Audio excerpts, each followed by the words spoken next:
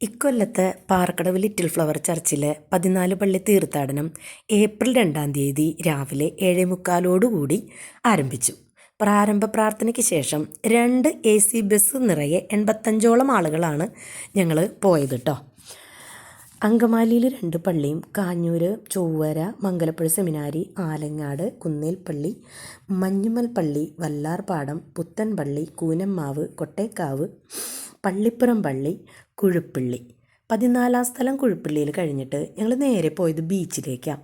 അല്പം വൈകിട്ടുണ്ടായിരുന്നെങ്കിലും സൂര്യാസ്തമയം ഞങ്ങൾക്ക് കാണാൻ പറ്റിയിട്ടോ. നല്ല രസമുണ്ടായിരുന്നു അന്നത്തെ വൈകുന്നേരത്തെ കാഴ്ചകളൊക്കെ. പിന്നെ ഞങ്ങൾ എല്ലാവരും നല്ല രീതിയിൽ തന്നെ വെള്ളത്തിലിറങ്ങി നനഞ്ഞു, ആസ്വദിച്ചു. കുട്ടികളടക്കം പ്രായമായവരും എല്ലാവരും ചേർന്ന് തന്നെ ആസ്വദിച്ചു കേട്ടോ. അപ്പോൾ ഭക്തി എന്ന് പറയുന്നത് ആനന്ദവും ആഹ്ലാദവും എല്ലാം കൂടി ചേർന്നത് തന്നെയാണ് കേട്ടോ.